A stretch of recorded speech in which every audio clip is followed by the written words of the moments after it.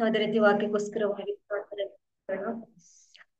ಯೇಸಪ್ಪ, ನಮ್ಮನ್ನು ಬಹಳವಾಗಿ ಪ್ರೀತಿಸುವಂತ ಪರಲೋಕದ ತಂದೆ ಆದವ್ರೆ, ನಿನ್ನ ನಾಮಕ್ಕೆ ಸ್ತೋತ್ರ ಸ್ವಾಮಿ. ಹೌದು ರಾಜ, ನಮಗೋಸ್ಕರವಾಗಿ ನಮ್ಮನ್ನ ಪಾಪದಿಂದಲೂ ಸೈತಾನದಿಂದಲೂ ನರಕದಿಂದಲೂ ತಪ್ಪಿಸುವುದಕ್ಕಾಗಿ ಹೌದು ರಾಜ, ಯೇಸು ಕ್ರಿಸ್ತನಪ್ಪ ರಕ್ತದಿಂದ ಮಾತ್ರ ಸಾಧ್ಯ ಸ್ವಾಮಿ.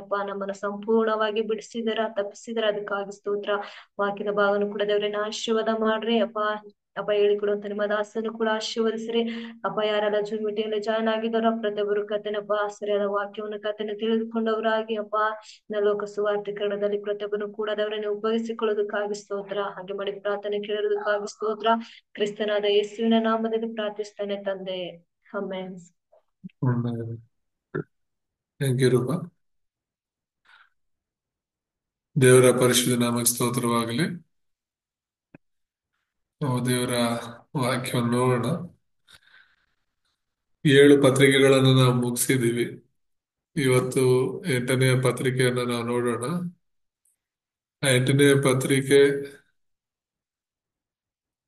ಒಂದು ದೇವರ ಶಕ್ತಿ ಯಾವಾಗ ಪ್ರಕಟವಾಯಿತು ಎಂಬುದಾಗಿ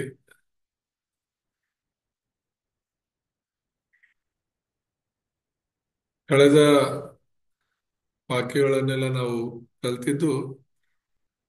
ಈಗ ರಕ್ಷಣೆ ಹೊಂದಿರುವಂತ ನಾವು ಹೇಗೆ ಬದಲಾಗಿದ್ದೀವಿ, ಹೇಗೆ ಪ್ರಾರಂಭಿಸಬೇಕು ಅಂತ ತಿಳ್ಕೊಂಡ್ವಿ. ಈಗ ದೇವರ ಶಕ್ತಿಯು ಯಾವಾಗ ಪ್ರಕಟವಾಯಿತು ಅನ್ನೋದರ ಕುರಿತು ಇವತ್ತಿನಿಂದ ನಾವು ನೋಡೋಣ. ಕಳೆದ 1-2-3 ವಾರ ನಾನು ಇರ್ಲಿಲ್ಲ, ಸೌತ್ ಕೊರಿಯಾ ದೇಶಕ್ಕೆ ಹೋಗಿದ್ದರಿಂದ ಮೀಟಿಂಗ್ ನಡ್ಸಕ್ ಆಗಿಲ್ಲ. ಹಾಗಾಗಿ ಇನ್ನು ಕೆಲವರು ಜಾಯ್ನ್ ಆಗಕ್ಕೆ ಆಗಿಲ್ಲ. 8ನೇ ಭೇಟಿಯಲ್ಲಿ ವಚನ ಮತ್ತಾಯ 28, 18-20 ಓದ್ಕೊಳ್ಳೋಣ. ಸ್ಕ್ರೀನ್ ಮೇಲೆನೆ ಇದೆ. ಆಗ ಯೇಸು ಹತ್ತಿರಕ್ಕೆ ಬಂದು, ಪರಲೋಕದಲ್ಲಿಯೂ ಭೂಲೋಕದಲ್ಲಿಯೂ ಎಲ್ಲ ಅಧಿಕಾರವು ನನಗೆ ಕೊಡಲ್ಪಟ್ಟಿದೆ. ಆದ್ದರಿಂದ ನೀವು ಹೊರಟು ಹೋಗಿ ಎಲ್ಲಾ ದೇಶಗಳ ಜನರನ್ನು ಶಿಷ್ಯರನ್ನಾಗಿ ಮಾಡಿರಿ. ಅವರಿಗೆ ತಂದೆಯ, ಮಗನ, ಪವಿತ್ರಾತ್ಮನ ಹೆಸರಿನಲ್ಲಿ ದೀಕ್ಷಾ ಸ್ನಾನ ಮಾಡಿಸಿ, ನಾನು ನಿಮಗೆ ಆಜ್ಞಾಪಿಸಿದ್ದನ್ನೆಲ್ಲ ಕಾಪಾಡಿಕೊಳ್ಳುವುದಕ್ಕೆ ಅವರಿಗೆ ಉಪದೇಶ ಮಾಡಿರಿ. ನೋಡಿರಿ, ನಾನು ಯುಗದ ಸಮಾಪ್ತಿಯವರೆಗೂ ಎಲ್ಲಾ ದಿವಸ ನಿಮ್ಮ ಸಂಗಡ ಇರುತ್ತೇನೆ ಎಂದು ಹೇಳಿದನು. ಆಮೇಲೆ ಇಲ್ಲಿ ನಾವು ದೇವರ ಶಕ್ತಿಯ ಕುರಿತಾಗಿ ಮಾತನಾಡ್ತಾ ಇದ್ದೇವೆ. ಇವತ್ತು ದೇವರು ನನ್ನನ್ನ ಕರೆದಿದ್ದಾರೆ, ರಕ್ಷಣೆ ಕೊಟ್ಟಿದ್ದಾರೆ ಅಂದ್ರೆ ಏನಕ್ಕಾಗಿ ಅನ್ನೋದನ್ನ ನಾವು ಅರ್ಥ ಮಾಡ್ಕೊಳ್ಬೇಕು. ಕೇವಲ ನಮ್ಮನ್ನ ನಾವು ರಕ್ಷಣೆ ಮಾಡ್ಕೊಳ್ಳೋದಕ್ಕೆ ಮಾತ್ರನ ದೇವ್ರು ನಮ್ಮನ್ನ ಆರಿಸ್ಕೊಂಡಿರೋದು ಅಂದ್ರೆ ಖಂಡಿತ ಅಲ್ಲ. ನಮ್ಮನ್ನ ನಾವು ರಕ್ಷಣೆ ಮಾಡಿಕೊಂಡು ನಮ್ಮ ಮೂಲಕ ಅನೇಕರನ್ನ ರಕ್ಷಿಸಬೇಕು ಎಂಬುದಾಗಿಯೇ ಶಿಷ್ಯರನ್ನ ಯೇಸುಸ್ವಾಮಿ ಕರೆದರು, ರಕ್ಷಣೆ ಮಾಡಿದ್ರು. ಅವರಿಗೆ ಅನೇಕರನ್ನ ರಕ್ಷಿಸೋದಕ್ಕಾಗಿ ಅವ್ರಿಗೆ ಕಳಿಸ್ಕೊಟ್ರು ಎಂಬುದಾಗಿ ನಾವು ನೋಡ್ತೇವೆ. ಕಳಿಸಿಕೊಡೋದಕ್ಕೆ ಮುಂಚೆ ದೇವರ ಆತ್ಮನಿಂದ ಅವರನ್ನ ತುಂಬಿಸಿದ್ರು. ಯಾಕಂದ್ರೆ ಈಗ ನಾವು ಹೊಸಬರಾಗಿ ಈ ಲೋಕದಲ್ಲಿ ಹೋಗ್ತಾ ಇರೋದು. ಯಾವನಾದ್ರೂ ಕ್ರಿಸ್ತನಲ್ಲಿದ್ದರೆ ಅವನು ನೂತನ ಸೃಷ್ಟಿಯಾಗಿದ್ದಾನೆಂಬುದಾಗಿ ವಾಕ್ಯದಲ್ಲಿ ನಾವು ನೋಡ್ತೇವೆ. ನೂತನ ಸೃಷ್ಟಿಯಾಗಿರುವಂತ ನಾವು ಈ ಭೂಲೋಕದಲ್ಲಿ ಸೈತಾನನ ವಿರುದ್ಧವಾಗಿ ಹೋರಾಡಬೇಕಾಗಿದೆ, ಲೋಕದ ವಿರುದ್ಧ ಹೋರಾಡಬೇಕಾಗಿದೆ, ನಮ್ಮ ಹಳೆಯ ಸ್ವಭಾವದ ಜೊತೆಗೆ ಹೋರಾಡಬೇಕಾಗಿದೆ. ನಾವು 3 ಯುದ್ಧಗಳನ್ನ ಮಾಡಬೇಕಾಗಿದೆ. ಆ 3 ಯುದ್ಧ ನಮ್ಮ ಮೇಲೆ ನಾವು ಯುದ್ಧ ಮಾಡಬೇಕು, ಸೈತಾನನ ಮೇಲೆ ಯುದ್ಧ ಮಾಡಬೇಕು, ಮತ್ತು ಲೋಕದ ವಿಷಯಗಳ ಜೊತೆಗೆ ಹೋರಾಡಬೇಕಾಗಿದೆ. ಹಾಗಾಗಿನೇ ನಮಗೆ ದೇವರ ಶಕ್ತಿಯ ಅವಶ್ಯಕತೆ ಇದೆ. ಶಿಷ್ಯರೆಲ್ಲರಿಗೂ ಕೂಡ ದೇವರು ಮೊದಲಿಂದಲೂ ವಾಗ್ದಾನ ಮಾಡ್ತಾ ಬಂದ್ರು. ಕೊನೆಯದಾಗಿ ಅಪೊಸ್ತಲರ ಕೃತ್ಯಗಳಲ್ಲಿ 1:8 ಕೂಡ ದೇವರು ವಾಗ್ದಾನ ಮಾಡಿದ್ದು, ಯೇಸುಸ್ವಾಮಿ ಪರಲೋಕಕ್ಕೆ ಏರಿ ಹೋಗುವುದಕ್ಕೆ ಮುಂಚಿತವಾಗಿ ಹೇಳಿದಂತ ಕೊನೆಯ ಮಾತುಗಳೇನಂದ್ರೆ, ನೀವು ಹೊರಟು ಹೋಗಿ ಯೆರೂಸಲೇಮಲ್ಲಿ ನಾನು ನಿಮಗೆ ವಾಗ್ದಾನ ಮಾಡಿದಂತ ಪರಿಶುದ್ಧಾತ್ಮನ ಶಕ್ತಿಗೋಸ್ಕರ ಎದುರು ನೋಡಿರಿ. ಪರಿಶುದ್ಧಾತ್ಮನು ನಿಮ್ಮ ಮೇಲೆ ಬರಲು ನೀವು ಬಲವನ್ನ ಹೊಂದುತ್ತೀರಾ. ಅದಾದ್ಮೇಲೆ ಬಲವನ್ನು ಹೊಂದಿದಾದ್ಮೇಲೆ ಯೂದಯ, ಸಮರ್ಯ, ಇಸ್ರಾಯೇಲು, ಪ್ರಪಂಚದ ಕಡೆಯವರೆಗೂ ಕೂಡ ನೀವು ಈ ಸುವಾರ್ತೆನ ತೆಗೆದುಕೊಂಡು ಹೋಗೋದಕ್ಕೆ ಸಾಧ್ಯವಾಗುತ್ತೆ. ನೀವು ನನಗೆ ಸಾಕ್ಷಿಗಳಾಗಿರೋದಕ್ಕೆ ಸಾಧ್ಯವಾಗುತ್ತೆ ಅಂತ ಯೇಸುಸ್ವಾಮಿ ಅವ್ರಿಗೆ ವಾಗ್ದಾನ ಮಾಡಿದ್ರು. ಹಾಗಾಗಿ ಪರಿಚಯದಲ್ಲಿ ನಾವು ನೋಡುವಾಗ ನೀನು ಯಾರು ಮತ್ತು ಯೇಸು ಕ್ರಿಸ್ತನು ಯಾರು ಎಂಬುದನ್ನು ಯಾವಾಗ ತಿಳಿದುಕೊಳ್ಳುತ್ತೀಯೋ ಆಗ ನೀನು ವಾಸ್ತವಿಕವಾಗಿ ದೇವರ ಶಕ್ತಿಯನ್ನ ಮತ್ತು ಆತನ ಆಶೀರ್ವಾದಗಳನ್ನು ಅನುಭವಿಸ್ತೀಯ ಅಂತ. ಆ, ದೇವರ ಶಕ್ತಿ ಮತ್ತು ಆತನ ಆಶೀರ್ವಾದಗಳನ್ನು ಅನುಭವಿಸ್ಬೇಕು ಅಂದ್ರೆ ಮೊದಲು ನಾನ್ ಯಾರು ಮತ್ತೆ ಕ್ರಿಸ್ತನ್ ಯಾರು ಅನ್ನೋದನ್ನ, ಕ್ರಿಸ್ತನಲ್ಲಿ ನಾವ್ ಯಾರು ಅನ್ನೋದನ್ನ ತಿಳ್ಕೋಬೇಕು. ಇದಲ್ಲದೆ ನೀನು ಎಲ್ಲಿಂದ ಬಂದೆ, ನೀನು ಇಲ್ಲಿ ಏನು ಮಾಡಬೇಕು ಮತ್ತು ನೀನು ಎಲ್ಲಿಗೆ ಹೋಗುತ್ತಿದೆಯಾ ಎಂಬುದನ್ನ ಯಾವಾಗ ಅರ್ಥ ಮಾಡ್ಕೊಳ್ತಿರೋ ಆಗ ಇವೆಲ್ಲ ಪ್ರಾರಂಭ ಆಗುತ್ತೆ ಮತ್ತು ದೇವರ ಶಕ್ತಿ ನಮ್ಮಲ್ಲಿ ಪ್ರಾರಂಭವಾಗುತ್ತೆ. ಈ ಮೂರು ಪ್ರಶ್ನೆಗಳಿಗೆ ಉತ್ತರ ಗೊತ್ತಿಲ್ಲದೆ ಎಷ್ಟೋ ಜನ ತಪ್ಪಾದ ಮಾರ್ಗಗಳನ್ನ, ತಪ್ಪಾದ ವಿಷಯಗಳನ್ನ ಹಿಡ್ಕೊಂಡಿದ್ದಾರೆ. ಅಂದ್ರೆ ಒಬ್ಬ ವ್ಯಕ್ತಿ ಎಲ್ಲಿಂದ ಬರ್ತಾ ಇದ್ದಾನೆ, ಎಲ್ಲಿಂದ ಬಂದಿದ್ದಾನೆ ಅನ್ನೋದು ಗೊತ್ತಿರಲ್ಲ.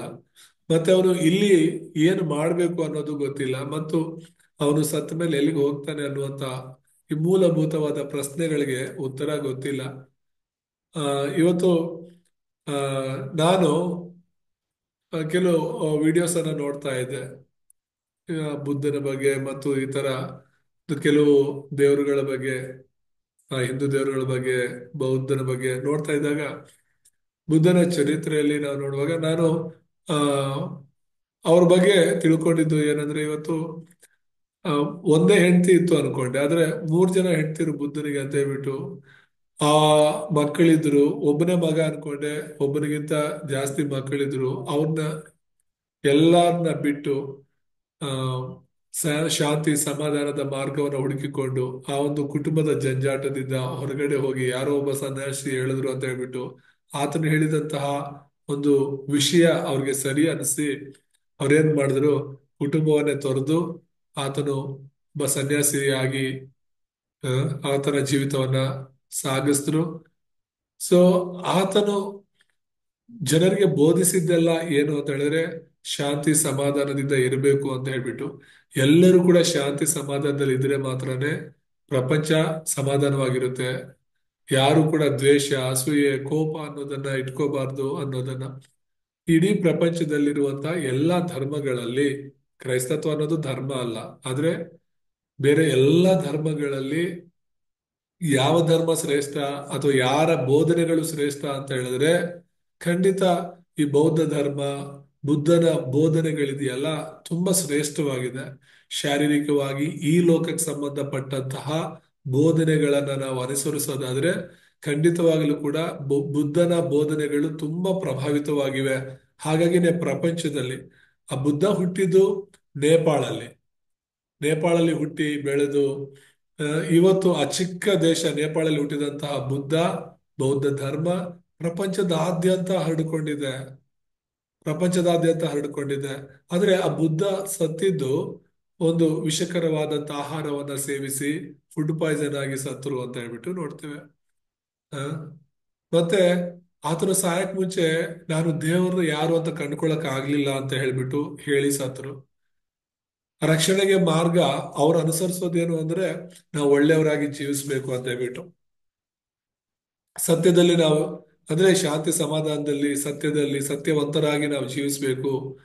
ಇನ್ನೊಬ್ರಿಗೆ ಮೋಸ ಮಾಡಬಾರ್ದು, ಇನ್ನೊಬ್ಬರಿಗೆ ತೊಂದರೆ ಮಾಡಬಾರ್ದು, ದ್ವೇಷ, ಅಸೂಯೆ, ಕೋಪ ಎಲ್ಲವನ್ನ ಬದಿಗಿಟ್ಟು ಶಾಂತಿ ಸಮಾಧಾನದಿಂದ ಇರೋದಾದ್ರೆ ಅದೇ ಒಂದು ಪರಲೋಕಕ್ಕೆ ಮಾರ್ಗ ಅನ್ನುವಂಥದ್ದನ್ನ ಅವ್ರು ಹೇಳಿದ್ದು. ಆ ತರ ಅವರ ಒಂದು ಬೋಧನೆಗಳನ್ನ ನಾವು ನೋಡ್ತೀವಿ. ಅಂದ್ರೆ ಅವ್ರು ಈ ಲೋಕದಲ್ಲಿ ಏನಕ್ಕೆ ಬಂದ್ರು, ಏನ್ ಮಾಡ್ಬೇಕು, ಎಲ್ಲಿಗೆ ಹೋಗ್ತಿದೀವಿ ಅನ್ನುವಂತ ನಿಜವಾದ ಅರ್ಥಗಳನ್ನ ಖಂಡಿತ ತಿಳ್ಕೊಳಕ್ ಆಗ್ಲಿಲ್ಲ. ಇವತ್ತು ಅಲ್ಪರಾದ ನಮಗೆ ದೇವರ ವಾಕ್ಯದಿಂದ ಜ್ಞಾನೋದಯವಾಗಿರೋದು, ಅದು ಕೂಡ ಸತ್ಯ ಅನ್ನುವಂಥದ್ದು ದೇವರಿಂದ ನಮಗೆ ಜ್ಞಾನೋದಯವಾಗಿದೆ. ದೇವರ ನಾಮಕ್ಕೆ ಸ್ತೋತ್ರ ಸಲ್ಲಿಸಬೇಕು. ಹಾಗಾಗಿ ಇವತ್ತಿನ ಒಂದು ಸಂದೇಶದಲ್ಲಿ ನಾವು ನೋಡ್ತಿರುವಂತದ್ದು, ದೇವರ ಶಕ್ತಿ ನಮ್ಮಲ್ಲಿ ಪ್ರಾರಂಭ ಆಗ್ಬೇಕು ಅಂದ್ರೆ ಮೊದಲು 7 ವಿಷಯಗಳನ್ನ ನಾವು ತಿಳ್ಕೋಬೇಕು. ರೂಪ ಈ ವಚನಗಳನ್ನ ಓದುತ್ತೆ. ಸೊ ಏನು ಈ 7 ವಿಷಯಗಳು? ದೇವರ ಶಕ್ತಿ ನಾವು ಹೊಂದಿಕೊಂಡು, ನಾನು ಆಗ್ಲೇ ಹೇಳ್ದ ಹಾಗೆ ನಮ್ಮ ವಿರುದ್ಧ, ಸೈತಾನನ ವಿರುದ್ಧ, ಲೋಕದ ವಿರುದ್ಧ ಯುದ್ಧ ಮಾಡಿ ನಾವು ಗೆಲ್ಲಬೇಕು ಅಂತ ಹೇಳಿದ್ರೆ ಈ 7 ವಿಷಯಗಳನ್ನ ಮೊದಲು ನಾವು ತಿಳ್ಕೊಬೇಕಾಗಿದೆ. ಅದೇನಂತ ಹೇಳಿದ್ರೆ, ಮೂಲತಃ ಮನುಕುಲವು ಎಲ್ಲಾ ಮನುಷ್ಯರು ದೇವರೊಂದಿಗೆ ನಿಕಟವಾದ ಸಂಬಂಧದಲ್ಲಿ ಬದುಕಬೇಕೆಂದು ದೇವರ ಸ್ವರೂಪದಲ್ಲಿ ಉಂಟಾದ್ರು ಅಂತ ಹೇಳಿ ಆದಿಕಾಂಡ 1:27 ಏನ್ ಹೇಳುತ್ತೆ?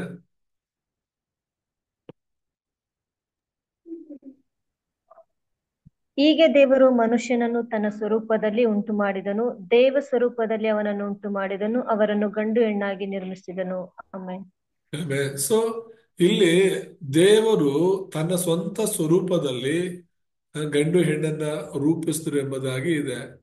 ಏನಕ್ಕೆ? ಸತ್ಯ ಸುವಾರ್ತೆಯಲ್ಲಿ ಇರುವಂತಹ ನಿಮ್ಮೆಲ್ಲರಿಗೂ ಅನೇಕ ಸಲ ಈ ವಿಷಯಗಳು ಗೊತ್ತಿದೆ, ಹೇಳಿದೀವಿ ಕೂಡ. ಮೀನು ನೀರಲ್ಲಿ ಇರಬೇಕು ಅಂತ, ಅದು ದೇವರ ನಿಯಮ. ನೀರನ್ನ ಬಿಟ್ಟು ಆ ಮೀನು ಎಲ್ಲಿದ್ರೂ ಕೂಡ ಸಂತೋಷವಾಗಿರಕ್ಕಾಗಲ್ಲ, ಜೀವಂತವಾಗಿರಕ್ಕಾಗಲ್ಲ. ನೀನು ಒಳ್ಳೆ ಅರಮನೆಯಲ್ಲಿ ಇಟ್ಟಿದ್ದೀನಿ ಆದ್ರೂ ಕೂಡ, ಚಿನ್ನದ ಪಾತ್ರೆಯಲ್ಲಿ, ಚಿನ್ನದ ಒಂದು ಪೆಟ್ಟಿಗೆಯಲ್ಲಿ ನಾನು ಇಡ್ತೀನಿ ಆದ್ರೂ ಕೂಡ ಮೀನು ಜೀವಂತವಾಗಿರೋದಕ್ಕೆ ಸಾಧ್ಯ ಇಲ್ಲ. ಅದಕ್ಕೆ ಸಂಬಂಧ ಯಾವುದು? ಅದಕ್ಕೆ ಅದು ಇರಬೇಕಾಗಿರೋ ಸ್ಥಳ ಯಾವುದು ಅಂದ್ರೆ ನೀರು. ಹಾಗೇನೆ ಮರ ಅನ್ನೋದು ಮಣ್ಣಲ್ಲಿ ಇರಬೇಕು ಅಂತ, ಆ ಮಣ್ಣಲ್ಲಿ ಇರ್ಬೇಕಾದಂತ ಮರನ ನೀವು ನೀರಲ್ಲಿ ತಂದು ಇಡ್ತೀಯ ಅಂತ ಹೇಳಿದ್ರೆ ಖಂಡಿತ ಅದು ಜೀವಂತವಾಗಿ ಇರೋದಿಲ್ಲ. ಪಕ್ಷಿ ಗಾಳಿಯಲ್ಲಿರ್ಬೇಕು, ಗಾಳಿಯಲ್ಲಿರೋದನ್ನ ತಗೊಂಡೋಗಿ ನೀನ್ ಮಣ್ಣಲ್ಲಿ ಇಡ್ತೀನಿ ಅಂದ್ರೆ ಅದು ಜೀವಂತವಾಗಿರೋದಿಲ್ಲ. ದೇವ್ರು ಯಾವ್ದು ಎಲ್ಲಿರ್ಬೇಕೋ ನಿಯಮದ ಪ್ರಕಾರ ಸೃಷ್ಟಿ ಮಾಡಿರೋದು. ಆ ನಿಯಮನೇ ಜೊತೆ ಎಂಬುದಾಗಿ, ಯಾವ್ದರ ಜೊತೆ ಇದ್ರೆ ಸಂತೋಷವಾಗಿರುತ್ತೆ ಅಂತ. ಅದೇ ನಿನಗೂ ನನಗೂ ಕೊಟ್ಟ ನಿಯಮ. ಆ ನಿಯಮದ ಸೃಷ್ಟಿ ಏನು ಅಂತ ಹೇಳಿದ್ರೆ, ನೀನು ನಾನು ದೇವರ ಜೊತೆ ಇರಬೇಕು ಅಂತ. ಒಬ್ಬ ಮನುಷ್ಯ ದೇವರ ಜೊತೆ ಇದ್ರೆ ಮಾತ್ರನೇ ಅವನು ಜೀವಂತವಾಗಿರ್ತಾನೆ, ಸಂತೋಷವಾಗಿರ್ತಾನೆ. ಸೊ ಅದು ಮೂಲತಃವಾಗಿ ಪ್ರತಿಯೊಬ್ರು ತಿಳ್ಕೊಬೇಕಾಗಿರೋದು. ದೇವ್ರ ಜೊತೆ ಇರ್ಬೇಕೆಂದೇ ದೇವರು ಮನುಷ್ಯನನ್ನ ಸೃಷ್ಟಿ ಮಾಡಿದ್ದಾನೆ. ಮನುಷ್ಯನೆಂಬ ಪ್ರತಿಯೊಬ್ಬನು, ಅದ್ ಯಾರೇ ಆಗ್ಲಿ, ಯಾವುದೇ ಜಾತಿ ಧರ್ಮದವರಾಗಿರ್ಲಿ, ಮನುಷ್ಯರಾಗಿರೋ ಪ್ರತಿಯೊಬ್ಬರು ಕೂಡ ದೇವ್ರ ಜೊತೆ ಇರಬೇಕು ಅಂತ ಸೃಷ್ಟಿ ಆದ್ರು. ಇದು ನಾವು ಮೊದಲು ತಿಳ್ಕೊಬೇಕಾಗಿರೋದು. ಎರಡನೇದಾಗಿ ನಾವು ನೋಡ್ತೇವೆ, ಆದ್ರೆ ಸೈತಾನನಿಂದ ಆ ಸ್ವರೂಪವು ಮಂಕಾಯ್ತಂತ, ಮತ್ತು ಆತ್ಮವು ಸತ್ತ ಆತ್ಮವಾಯಿತು ಅಂತ. ಯಾವ ಆತ್ಮ ದೇವ್ರ ಜೊತೆ ಇರಬೇಕು ಅಂತ ದೇವರು ಸೃಷ್ಟಿ ಮಾಡಿದ್ರು, ಆ ಆತ್ಮವನ್ನ ಸೈತಾನ ಏನ್ ಮಾಡ್ತಾನೆ? ದೇವರಿಂದ ದೂರ ಮಾಡ್ತಾನೆ. ದೇವರ ಜೊತೆ ಇದ್ದಂತಹ ಆದಾಮ ಹವ್ವ ಸಂತೋಷವಾಗಿ, ಸಮಾಧಾನವಾಗಿ, ನೆಮ್ಮದಿಯಾಗಿದ್ರು. ಆದ್ರೆ ಈ ಸೈತಾನನು ಅದನ್ನ ಸಹಿಸದೆ ದೇವರ ಸೃಷ್ಟಿಗೆ ವಿರುದ್ಧವಾಗಿ ಬಂದು ಆದಾಮ ಅವರಿಗೆ ಇಲ್ಲ ಸಲ್ಲದಂತ ಸುಳ್ಳುಗಳನ್ನ, ಹಾಸ್ಯಗಳನ್ನ ಹುಟ್ಟಿಸಿ ದೇವರ ಆಜ್ಞೆ ವಿರುದ್ಧವಾಗಿ ನಡ್ಕೊಳ್ಳುವಂತೆ ಮಾಡಿ ದೇವರಿಂದ ದೂರ ಮಾಡ್ತಾನೆ. ಅದು ಆದಿಕಾಂಡ 3ನೇ ಅಧ್ಯಾಯ 1ರಿಂದ 10 ತನಕನೂ ಕೂಡ ನಾವು ನೋಡ್ತೀವಿ ಯಾವ ರೀತಿ ಸೈತಾನನು ಆ ಏದೆನ್ ತೋಟದಲ್ಲಿ ಬಂದು. ಆ 4-5 ವಚನಗಳನ್ನ ಓದೋಣ ನಾವು ಅದರಲ್ಲಿ.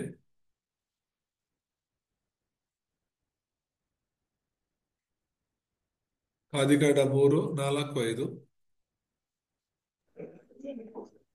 ಆಗ ಸರ್ಪವು ಸ್ತ್ರೀಗೆ, ನೀವು ಹೇಗೂ ಸಾಯುವುದಿಲ್ಲ, ನೀವು ಇದರ ಹಣ್ಣನ್ನು ತಿಂದಾಗಲೇ ನಿಮ್ಮ ಕಣ್ಣುಗಳು ತೆರೆಯುವವು, ನೀವು ದೇವರಂತೆ ಆಗಿ ಒಳ್ಳೆಯದರ ಕೆಟ್ಟದರ ಭೇದವನ್ನು ಅರಿತವರಾಗಿರುವಿರಿ, ಇದು ದೇವರಿಗೆ ಚೆನ್ನಾಗಿ ಗೊತ್ತುಂಟು ಅಂದಿತು. ಸೊ ಇಲ್ಲಿ ಸೈತಾನನು ಹೇಳ್ತಿರುವಂತದ್ದು ತುಂಬಾ ಸ್ಪಷ್ಟವಾಗಿ, ನೀನು ಹೇಗೂ ಸಾಯೋದಿಲ್ಲ, ದೇವರು ಸಾಯ್ತಿ ಅಂತ. 2ನೇ ಆದಿಕಾಂಡ 2:17 ದೇವರು ತುಂಬಾ ಸ್ಪಷ್ಟವಾಗಿ ಹೇಳ್ತಾನೆ, ಒಳ್ಳೆದರ ಕೆಟ್ಟದರ ಅರಿವನ್ನು ಹುಟ್ಟಿಸುವ ಮರದ ಹಣ್ಣನ್ನು ಮಾತ್ರ ತಿನ್ನಬಾರದು, ತಿಂದ ದಿನ ಸತ್ತೇ ಹೋಗುವಿ ಅಂತ ಹೇಳ್ತಿರೋದು. ಆದ್ರೆ ಸೈತಾನ ನೀನು ಹೇಗೂ ಸಾಯೋದಿಲ್ಲ ಅಂತ ಹೇಳ್ಬಿಟ್ಟು ಸೊ ಆತರ ಯಾಮಾರಿಸಿದ್ದನ್ನ ನಾವು ನೋಡ್ತೇವೆ. 10ನೇ ವಚನ ತನಕ ದೇವ್ರ ಜೊತೆ ಇರ್ಬೇಕಾಗಿರುವಂತ ಆದಾಮ ಹವ್ವ ಮರದ ಹಿಂದೆ ಹೋಗಿ ಬಚ್ಚಿಟ್ಕೊಳ್ತಾ ಇದ್ದಾರೆ. ಈ ಯೆಹೋವನು ಬರ್ತಿರುವಂತ ಆ ಸದ್ದನ್ನ ಕೇಳಿ, ಆ ಸಪ್ಪಳವನ್ನು ಕೇಳಿ, 10ನೇ ವಚನ ಅದನ್ನೇ ಹೇಳುತ್ತೆ. ನೀನು ತೋಟದಲ್ಲಿ ಸಂಚರಿಸುವ ಸಪ್ಪಳವನ್ನು ನಾನು ಕೇಳಿ ಬೆತ್ತಲೆ ಆಗಿದ್ದೇನಲ್ಲ ಎಂದು ಹೆದರಿ ಅಡಗಿಕೊಂಡಿದ್ದೇನಂತ. ಅಡಗಿಕೊಳ್ಳೋದಕ್ಕೆ ಅಲ್ವಲ್ಲ ದೇವರು ಸೃಷ್ಟಿ ಮಾಡಿದ ಮನುಷ್ಯನನ್ನ, ದೇವ್ರ ಜೊತೆ ಇರೋದಕ್ಕೆ. ಭಯ ಇರ್ಲಿಲ್ಲ, ದೇವರ ಮಹಿಮೆನವನು ಕಳ್ಕೊಂಡ. ಧೈರ್ಯದಿಂದ ಇರ್ಬೇಕಾಗಿರುವಂತ ಆದಾಮ ಅವ್ವ ಭಯದಲ್ಲಿ, ಇವತ್ತಿಗೂ ನಾವು ಪ್ರತಿಯೊಂದು ವಿಷಯಕ್ಕೂ ಭಯ ಪಡ್ತೀವಿ. ಕಾರಣ ಪಾಪ, ಕಾರಣ ದೇವರಿಂದ ನಾವು ದೂರ ಆಗಿರುವಂತದ್ದು. ದೇವ್ರ ನಾಮಕ್ಕೆ ಸ್ತೋತ್ರ. ಆದ್ರೆ ದೇವರ ಕೃಪೆಯಿಂದ ಇವತ್ತು ದೇವ್ರ ನಮ್ಮನ್ನ ರಕ್ಷಿಸಿದ್ದಾರೆ.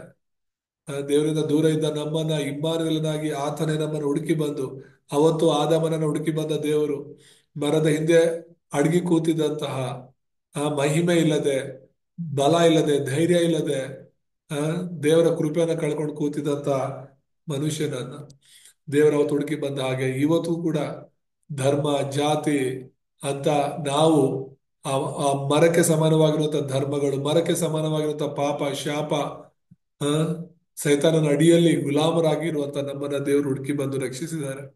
ಎಫೆಸಿ 2:1-2 ನಾವು ಓದಿಕೊಳ್ಳೋಣ.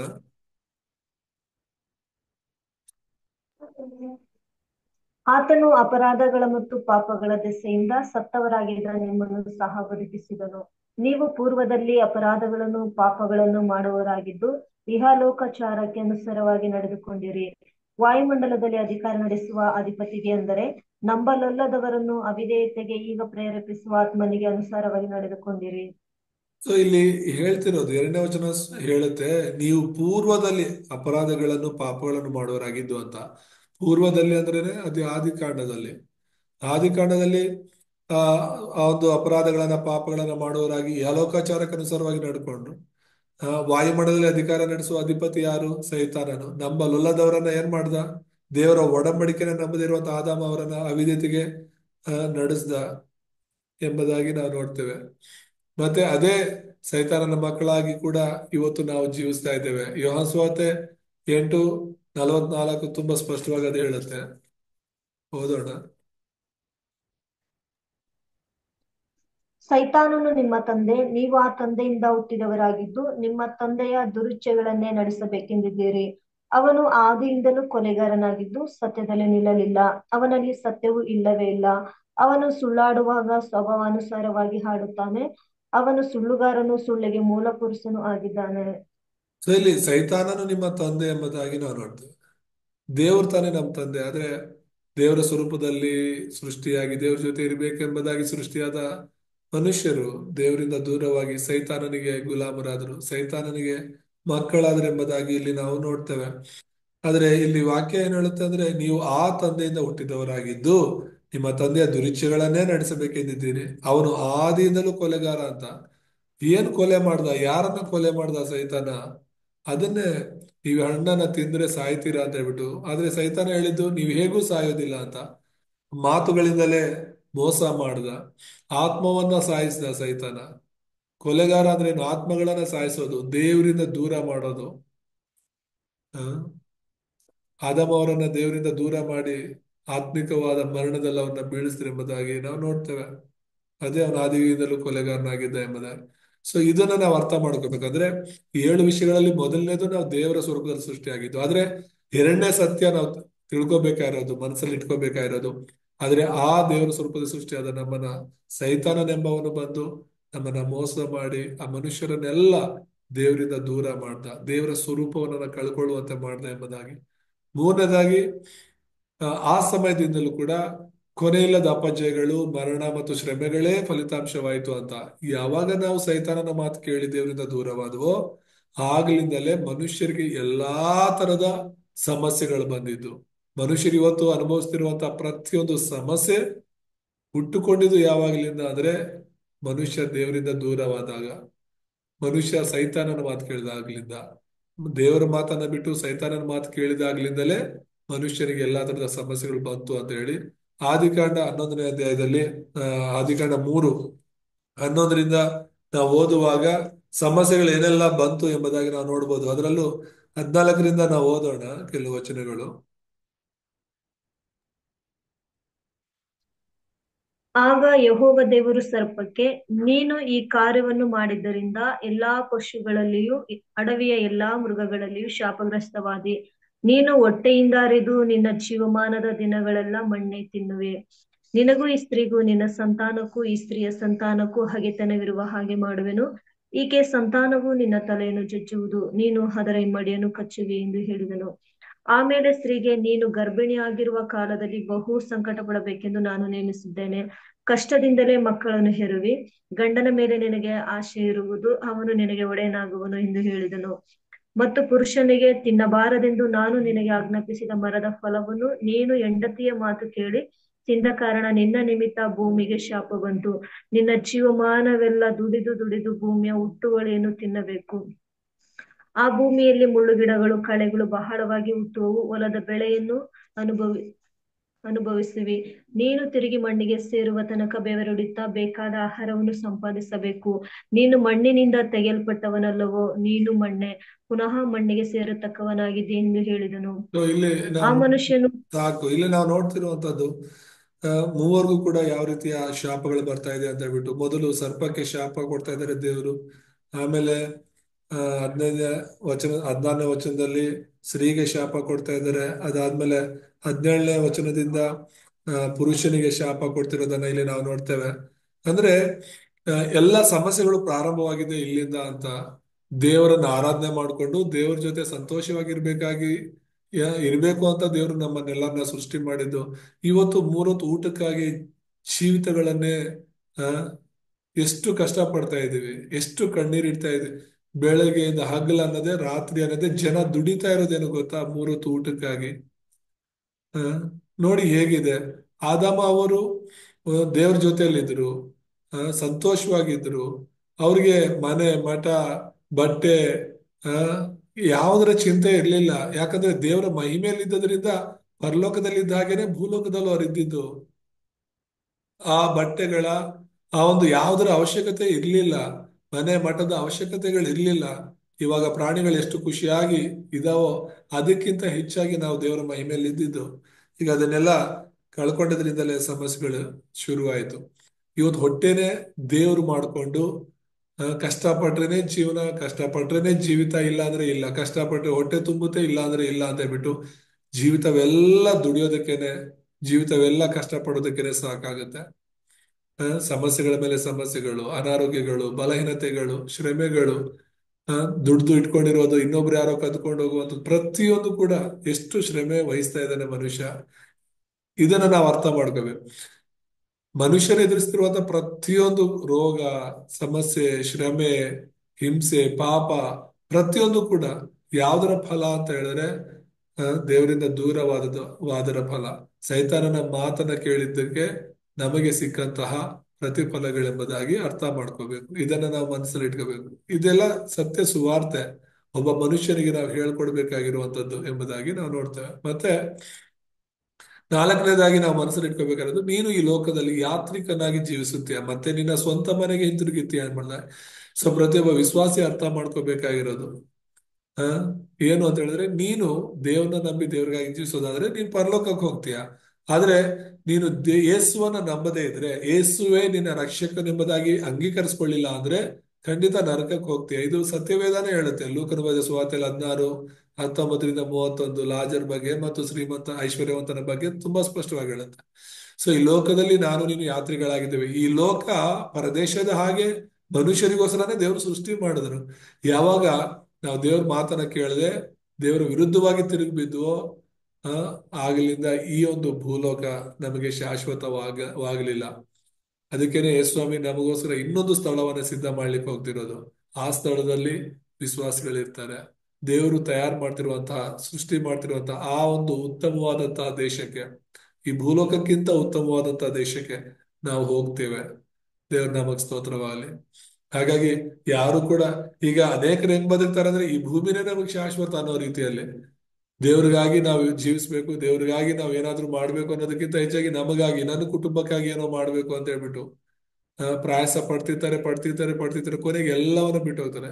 ಯಾವ ಮಕ್ಕಳಿಗಾಗಿ ಪ್ರಯಾಸ ಪಡ್ತಾರೋ ಆ ಮಕ್ಕಳು ಕೈ ಕೊಡ್ತಾರೆ. ಆ ಮಕ್ಕಳಿಂದಲೇ ಶ್ರಮೆಗಳು, ಕಷ್ಟಗಳು ಎದುರಾಗ್ತವೆ. ಎಷ್ಟೋ ಜನ ತಂದೆ ತಾಯಿಗಳು ಆಗ್ಬಿಡ್ತಾ ಇದಾರೆ. ಮಕ್ಕಳ ಅನಾಥರ ಆಗೋದನ್ನ ನೋಡಿದೀವಿ. ಆದ್ರೆ ಮಕ್ಕಳು ದೊಡ್ಡವರಾದ್ಮೇಲೆ ತಂದೆ ತಾಯಿಗಳ ಅನಾಥರ ಆಗ್ತಾ ಇದಾರೆ. ಅವ್ರನ್ನ ವೃದ್ಧಾಶ್ರಮಗಳು ಸೇರಿಸ್ತಾ ಇದಾರೆ. ಯಾವ ಮಕ್ಕಳು ದುಡ್ದು ಯಾವ ತಂದೆ ತಾಯಿ ಚೆನ್ನಾಗಿ ದುಡ್ದು ಮಕ್ಕಳು ಚೆನ್ನಾಗಿರ್ಬೇಕು ಅಂತ ಹಗಲು ರಾತ್ರಿ ಕಷ್ಟಪಟ್ಟು ಆಸ್ತಿ ಅಂತಸ್ತು ಮಾಡಿ ಅವ್ರು ಒಳ್ಳೆ ವಿದ್ಯಾಭ್ಯಾಸ ಕೊಡಿಸಿ, ಉದ್ಯೋಗ ಕೊಡಿಸಿ, ಮದುವೆ ಮಾಡಿಸಿ ಎಲ್ಲವನ್ನ ನೋಡ್ತಾರೋ ಕೊನೆಗೆ ಅವ್ರ ಪರಿಸ್ಥಿತಿಗಳೇ ವಿಚಿತ್ರವಾಗಿರುತ್ತೆ. ಈ ಲೋಕದಲ್ಲಿ ಯಾರಿಗೆ ಯಾರು ಶಾಶ್ವತ ಅಲ್ಲ. ನಾವು ಈ ಲೋಕದಲ್ಲಿ ಯಾತ್ರಿಗಳಾಗಿದ್ದೇವೆ ಅನ್ನೋದು ಮಾತ್ರನೇ ನಿಜ. ಈ ಭೂಲೋಕದಲ್ಲಿರೋದು ಯಾವುದು ಕೂಡ ನಮಗೆ ಸ್ವಂತ ಅಲ್ಲ ಅನ್ನೋದು ನಿಜ. ಈ ಭೂಲೋಕದಲ್ಲಿರುವಂತಹ ಯಾವ ಸಂಬಂಧಗಳು ಶಾಶ್ವತ ಅಲ್ಲ ಅನ್ನೋದು ನಿಜ. ಸೊ ಎಲ್ಲದಕ್ಕಿಂತ ಹೆಚ್ಚಾಗಿ ದೇವರಿಗಾಗಿ ನಾವು ಈ ಭೂಲೋಕದಲ್ಲಿ ಜೀವಿಸ್ಬೇಕು. ನಮ್ ಜೊತೆ ಇರುವಂತವ್ರು, ನಮ್ಮ ಕುಟುಂಬವನ್ನ ದೇವರಲ್ಲಿ ನಡೆಸೋದು, ದೇವ್ರಿಗಾಗಿ ಜೀವಿಸುವಂತೆ ಮಾಡೋದೇ ಅತ್ಯಂತ ಶ್ರೇಷ್ಠವಾದದ್ದು. ದೇವ್ರ ನಾಮಕ್ಕೆ ಸ್ತೋತ್ರವಾಗಲಿ. ಮತ್ತೆ ಐದನೇದಾಗಿ ನಾವು ಮನಸ್ಸಲ್ಲಿ ಇಟ್ಕೋಬೇಕಾಗಿರೋದು ಅಂದ್ರೆ, ನಾಲ್ಕನೇದಾಗಿ ನಾವು ಈ ಲೋಕದಲ್ಲಿ ಯಾತ್ರಿಗಳಾಗಿದ್ದೇವೆ ಅನ್ನೋದು ನೆನಪಿಟ್ಕೋಬೇಕು. ಐದನೇದು, ದೇವರು ಆತನ ಸ್ವರೂಪವನ್ನು ಮನುಷ್ಯರಿಗೆ ಹಿಂತಿರುಗಿಸಲು ಮತ್ತು ಪಿಶಾಚನ ಕಾರ್ಯಗಳನ್ನು ಲಯ ಮಾಡಲು ಈ ಲೋಕಕ್ಕೆ ಬಂದನು ಅಂತ. ಯೇಸು ಈ ಲೋಕಕ್ಕೆ ಯಾಕೆ ಬಂದ ಅಂತ ತುಂಬಾ ಸ್ಪಷ್ಟವಾಗಿ ನಾವು ಅರ್ಥ ಮಾಡ್ಕೋಬೇಕಾಗಿರೋದು.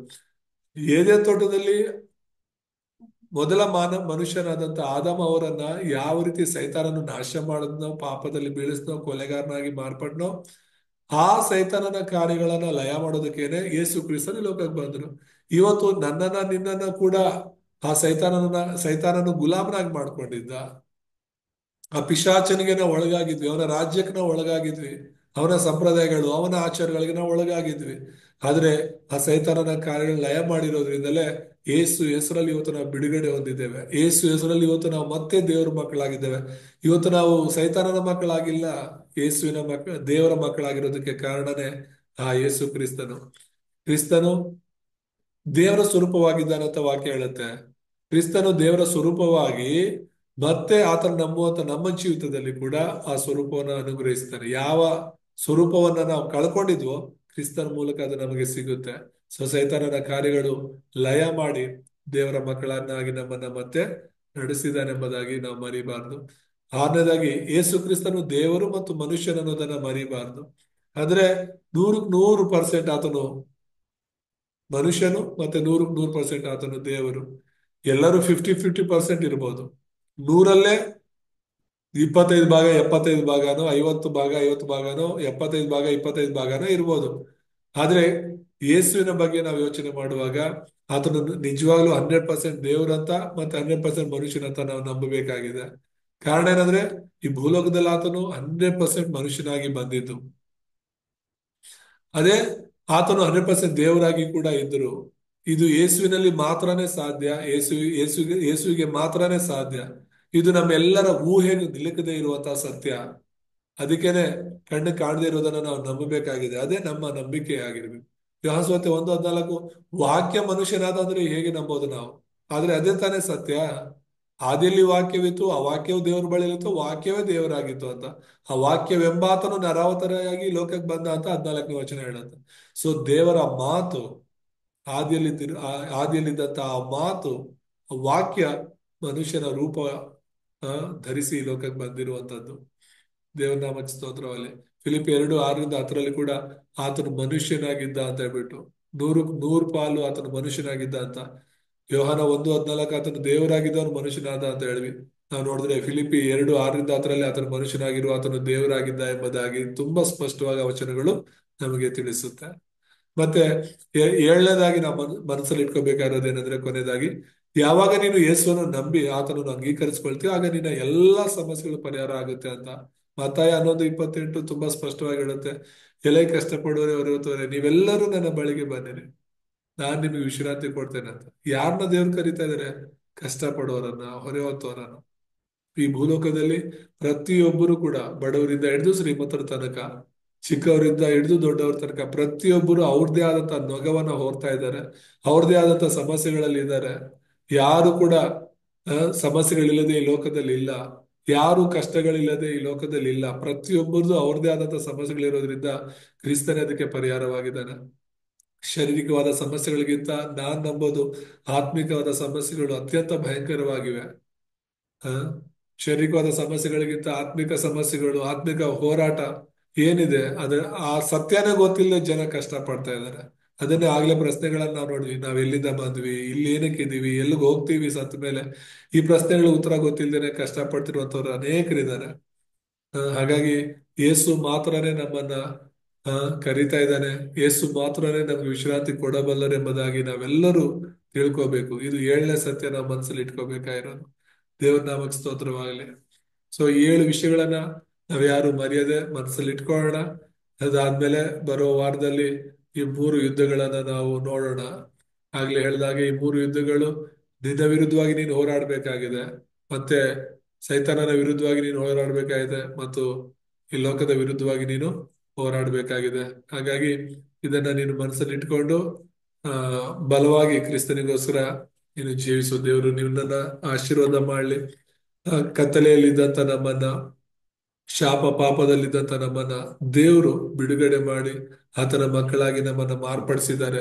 ನಿಜವಾಗ್ಲೂ ಈ ಆತ್ಮಿಕ ಒಂದು ಕತ್ತಲೆಯಿಂದ, ಕತ್ತಲೆ ಅಂದ್ರೆ ಏನು? ಸುಳ್ಳು. ಯಾವಾಗ್ಲೂ ಕೂಡ ನಾವು ಕತ್ತಲೆ ಅಂತ ಹೇಳಿದ್ರೆ ಅರ್ಥ ಮಾಡ್ಕೋಬೇಕು, ಸುಳ್ಳು, ಸೈತಾನ, ಒಂದು ಪಾಪ, ಆ ಶಾಪದ ಜೀವಿತದಲ್ಲಿದ್ದಂತ ನಮ್ಮನ್ನ ಕ್ರಿಸ್ತನು ಬಿಡಿಸಿದ್ದಾನೆ. ಇವತ್ತು ನಾವು ಬೆಳಕಲ್ಲಿದ್ದೀವಿ. ಬೆಳಕು ಅಂತ ಹೇಳಿದ್ರೆ ಖಂಡಿತ ಸತ್ಯದಲ್ಲಿರುವಂತದ್ದು. ಯೇಸುವನ ಸತ್ಯ ಯೇಸುವಿನ ವಾಕ್ಯಗಳು ಸತ್ಯ ಅಂತ ನಾವು ತಿಳ್ಕೊಂಡು ಕ್ರಿಸ್ತನಿಗಾಗಿ ಜೀವಿಸೋದಕ್ಕೆ ದೇವರು ನಮಗೆ ಸಹಾಯ ಮಾಡಿದ್ದಾರೆ. ಈ ವಾಕ್ಯದಿಂದ ನಮ್ಮೆಲ್ಲರನ್ನ ಬಲಪಡಿಸಿ ದೇವರು ನಮ್ಮನ್ನ ಮುಂದೆ ನಡೆಸಲಿ. ಇನ್ನೂ ಈ ಸತ್ಯ ಗೊತ್ತಿಲ್ಲದಿರುವಂತ ಅನೇಕರಿಗೆ ನಾವು ಇದನ್ನ ಹೇಳ್ತಾ ಅವರನ್ನು ಕೂಡ ಬೆಳಕಿನೆಡೆಗೆ ನಡೆಸೋಣ. ಪ್ರಾರ್ಥನೆ ಮಾಡ್ಕೊಳ್ಳೋಣ. ನಮ್ಮನ್ನು ಬಹಳವಾಗಿ ಪ್ರೀತಿಸುವಂತ ನಮ್ಮ ತಂದೆಯ ದೇವರೇ, ನಿಮ್ಮ ಪರಿಶುದ್ಧ ನಾಮಕ್ಕೆ ಸ್ತೋತ್ರವಾಗಲಿ. ಈ ಸಮಯದಲ್ಲಿ ನಾವೆಲ್ಲರೂ ಈ ರೀತಿಯ ಕೂಡಿ ಬಂದು ನಿಮ್ಮನ್ನು ಆರಾಧಿಸಲು, ಸ್ತುತಿಸಲು, ನಿಮ್ಮ ನಾಮ ಮಹಿಮೆಪಡಿಸಲು ಕೊಟ್ಟಂತ ಸಮಯಕ್ಕಾಗಿ ಸ್ತೋತ್ರ. ವಾಕ್ಯ ಕೇಳಿದಂತ ಎಲ್ಲ ನಿನ್ನ ಮಕ್ಕಳನ್ನ ನಿನ್ನ ಆತ್ಮನಿಂದ ತುಂಬಿಸಿ ಬಲಪಡಿಸು. ಮುಂದಿನ ವಾರ ಕೂಡಿ ಬರೋ ತನಕ ನೀವೇ ಜೊತೆಗಾರರಾಗಿದ್ದು ನಡೆಸಬೇಕಾಗಿ ಕ್ರಿಸ್ತ ಯೇಸುವಿನ ನಾಮದಲ್ಲಿ ಪ್ರಾರ್ಥಿಸುತ್ತೇವೆ ತಂದೆ. ಆಮೇಲೆ